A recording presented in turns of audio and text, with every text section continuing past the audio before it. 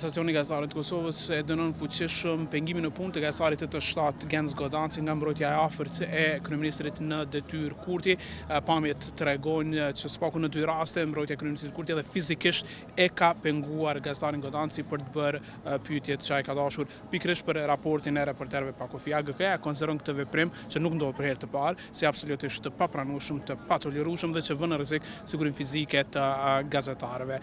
AGK-ja edhe një herë e fton policinë e Kosovës, por edhe vetë kryeministrin në detyrë Kurti që të ofrojnë kushte normale për gazetarët që duan të bëjnë pyetje në ambient publik për interes publik. Një veprim i tillë që ndodh pikërisht në ditën e publikimit të raportit të reporterëve pa kufi që e rendit Kosovën në vendin e 99 është një tjetër dëshmi që ish qeveria e udhëhequr nga ish kryeministri Kurti ka krijuar një atmosferë të vazhdueshme armiqësore ndaj mediave.